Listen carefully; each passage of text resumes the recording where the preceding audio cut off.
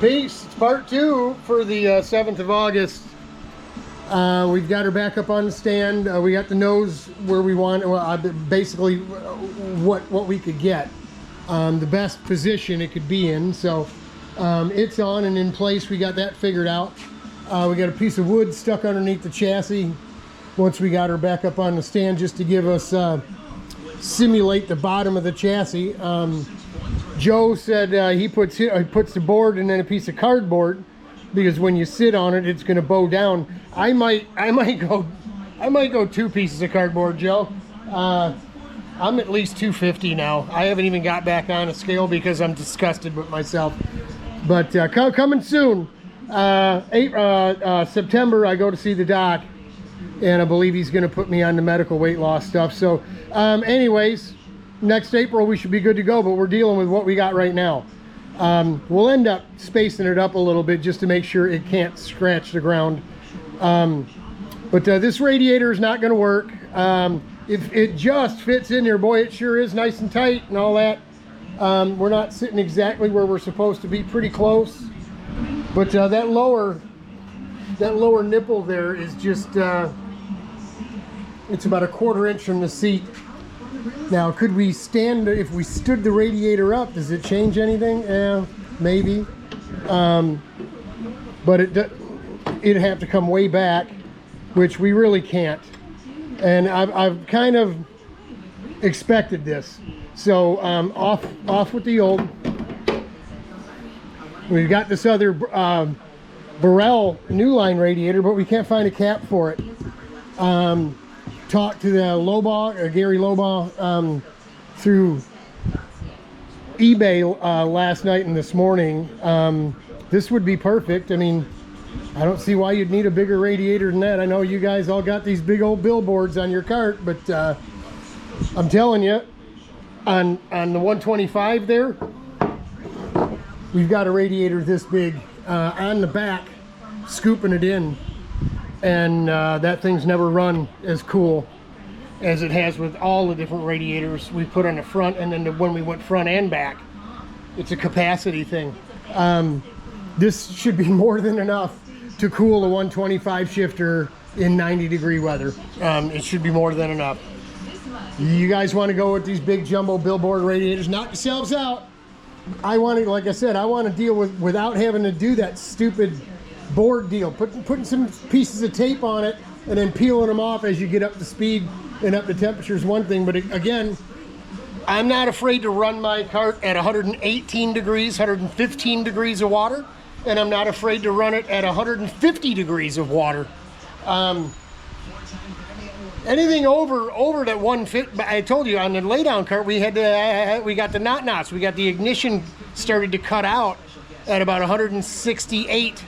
170 degrees of water. You never see that on a CIK cart, because the radiator, folks, is sitting right out in the bloody wind. I mean, there's air blowing around it, over it, through it, under it. On the laydown cart, in the front of the nose, we don't have that. Everything is encased. The engine, the gearbox, the radiator. So there's no extra air except what you can force through it.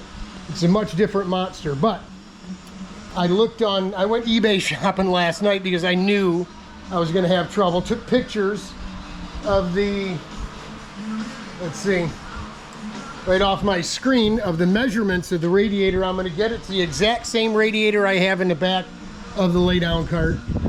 It's one of those, it's Chinese. So let me see if I can get you in there.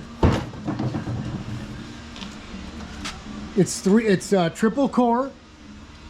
It's 8 1/4 inches wide. It's 16 some odd inches long.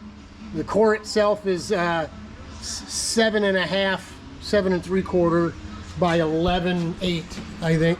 So with the cans and everything, 16. That's more than enough, folks. That's more than enough out in the breeze on the sprint cart. More than enough to cool this thing off. So that's what we're gonna do. And unbelievable. I got that one dirt cheap because I bought it at the right time. This one here, they call themselves it's a Vortex brand, but it's not Vortex obviously. And it's the same Chinese radiator that 90 other people are selling on eBay, being shipped out of Chino, California. You can get them from Encino. You can get them from a bunch of different places out of California because that's where the port is. That's where they drop them off from China. I'm not crazy about supporting China, but the RPM China shop budget is getting less and less every day. That radiator, I think it said 68 bucks, free shipping. So that's one heck of a deal. And the bottom hose goes straight back. So we got one curved in and then one straight back. It's going to work out perfect on here. Of course, on this cart, we're going to have the battery pack and the EP40 Davies Craig electric booster pump. We run the same pump. We're an EB15 on the laydown. Steve replaced our spare pump, which was an EB40, just puts out more water per minute with the same one. So we'll try the EB40 on here. We didn't notice any difference in. We had an overheating issue on the laydown before we got the big radiator. We tried a pump that pumped more water quicker. Fast, slow, didn't make any difference. It heated up at the same speed, and we had the same issue, which was the knots with the ignition cutting out. So there you go.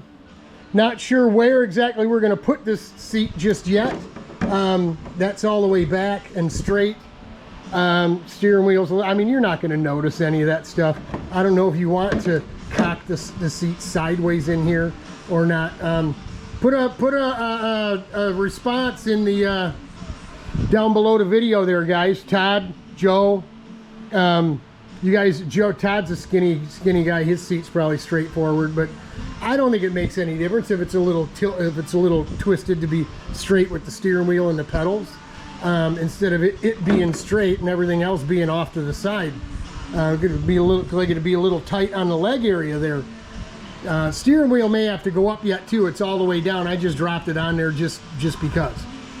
But yeah, we're getting there. We've got to go through, and because we've got the old pill set up on here, I busted out and I'll share this with you too.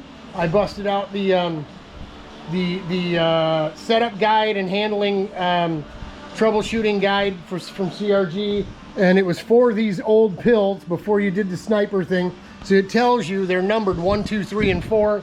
They tell you which number. I think it's 2 on the top and 2 on the bottom, and it tells you what position the number 1 spot is on the top and on the bottom because they're concentric, right?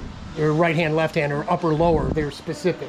So what we got to do is loosen up this nut and take the washer off to see what we got on the top. Knock the pin down a little bit so we can look underneath and make sure we've got our pills in the proper position to get started as well. And we'll have some seats set up in it. We're gonna go in and watch a video. I don't know if you know, I'm a big heavy guy. Even if I lose weight, a bunch of weight, I'll still be heavier than the normal guy that drives these carts, like a skinny little Dave and skinny little Sean. I'll never probably be as light as them. So I imagine I'm gonna need seat further back for grip. I can't imagine. Patrick told me his Sodi cart when he first got it, he'd turn it and it would just